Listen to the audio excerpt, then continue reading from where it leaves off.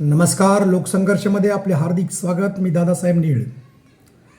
छत्रपती शिवाजी महाराजांचं संपूर्ण जीवन हे लोकसंघर्ष म्हणजे संघर्षमय असं गेलं आणि असा प्रचंड संघर्ष करून सुद्धा अनेक संकट येऊन सुद्धा कधीही माघार न घेता आलेलं संकट पूर्णपणे परतावून लावण्याची क्षमता छत्रपतींमध्ये होती. असंच अफजल खान प्रचंड मोठं सैन्य घेऊन प्रतापगडावर आला. प्रतापगडाच्या पायथ्याशी छत्रपती शिवाजी महाराज आणि अफजल खानांची भेट सर्वांनाच माहीत असली तरी या भेटीमध्ये अफजल खानाला स्वप्नातही वाटलं नव्हतं की छत्रपती आपला कोतळा बाहेर काढतील.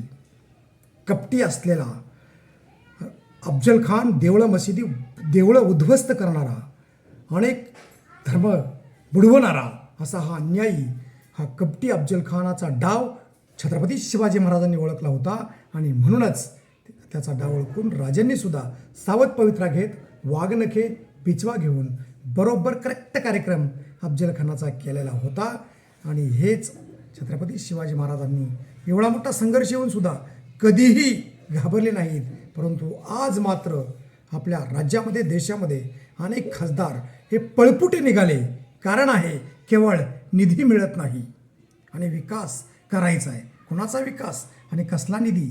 सगळं स्वतःसाठी पोट भरण्यासाठी, स्वतःचं जीवन प्रफुल्लितपणे जगण्यासाठी, स्वतःच्या माड्यावर माड्या बांधण्यासाठी, स्वतःची प्रॉपर्टी वाढवण्यासाठी अशा प्रकारचे हे उद्योग हे खासदार आमदार फुटीर करत आहेत. निष्ठा ही पूर्णपणे आता संपलेली दिसते आहे. परंतु या देशातला सर्वसामान्य मतदार हा अजूनही जिवंत आहे.